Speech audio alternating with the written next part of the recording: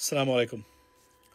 আমার পিছনে যে ফটোটা দেখতে পাচ্ছেন বা ব্যাকড্রপ হিসাবে আমি যাকে ইউজ করেছি, খুবই দুঃখজনক এবং হৃদয় বিদারক একটি ফটো। এটা আজকে বাংলা ভিশন থেকে নেওয়া এবং বাংলাদেশের নিউজ বা মিডিয়াতে আজকে সবচেয়ে বড় ভাইরাল যে ইস্যুটা ছিল সেটা হচ্ছে যে বাংলাদেশে পেঁয়াজ রপ্তানি না করতে পেরে মাথায় হাত ভারতীয় কৃষকদের কান্নায় ব্যঙ্গে পড়েছেন, রাস্তাতে লুটুপুটু খাচ্ছেন, সরকারের বিরুদ্ধে বিষাদগার করতেছেন এবং প্রতি কেজি পেঁয়াজ 2 রুপিতে বিক্রি হচ্ছে বর্ডারের ওই ওপারে।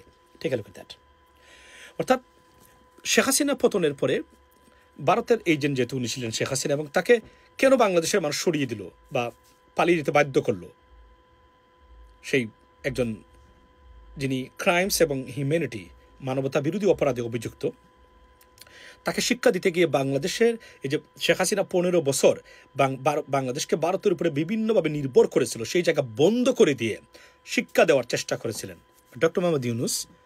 যে বাংলাদেশের ওই তথাকথিত রাজনৈতিক ব্যবস্থা বা রাজনীতিবিদদের মতো না, সেটা সারা হিসাব করতে তারা ভুল করেছেন তারা। কারণ মনে রাখবেন, ভারতের গভর্নমেন্টও চালায় খুব অশিক্ষিত মানুষেরা। সত্য কথা বলি আমি আপনাদেরকে, 2-1 মানুষ আছেন, বাকিরা মোটামুটি মূর্খই এক ধরনের। বাংলাদেশ থেকে অবস্থা আরও খারাপ। ভারতের যারা এই মুহূর্তে বিজেপি গভর্নমেন্ট যারা চালায়, বিভিন্ন রাজ্য অবস্থা খুবই করুণ, খুবই লজ্জায় ভারতীয়রা, লেখাপড়া করা ভারতীয়রা লজ্জায় মরে যায় যে এরা তাদের অনেক সময় মন্ত্রী বা যাদের এই সেই। কারণ সো আপনি দেখেন, বাংলাদেশকে শিক্ষা দিতে গিয়ে ইট মিসফায়ার্ড টোটালি এগেনস্ট ইন্ডিয়া। বুমেরাং হয়ে গেছে। ধরেন একের পর এক বিভিন্নভাবে বন্দর ব্যবহার করতে না দেওয়া, স্থলপথ ব্যবহার করতে না দেওয়া, কটন আমদানি নিষিদ্ধ, রপ্তানি নিষিদ্ধ, দ্রব্যমূল্য নিষিদ্ধ, তারপরে আপনার আরও অনেক কিছু যারা ভারত করেছে শুধুমাত্র বাংলাদেশকে শিক্ষা দেওয়ার জন্য। কিন্তু doctor Mohammad Yunus tackled very nicely, he changed everything.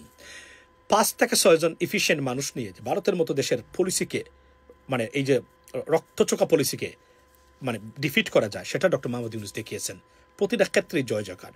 হাহাকার নেই বাংলাদেশের কোনো পণ্যের জন্য, বরং বাংলাদেশের বিগত 30 বছরের তুলনায় সবচেয়ে কমফর্টেবল কমোডিটি প্রাইস বা পণ্য দ্রব্যমূল্য বুক করতেছে বর্তমানে বাংলাদেশের জনগণ। এত রাজনৈতিক অস্থিরতা বাংলাদেশে চলছে, আজকে এই পার্টির অসন্তুষ্টি, কালকে বিভিন্ন দালালদের উপদ্রব, সব কিছুর পরে বাংলাদেশ ভালো আছে।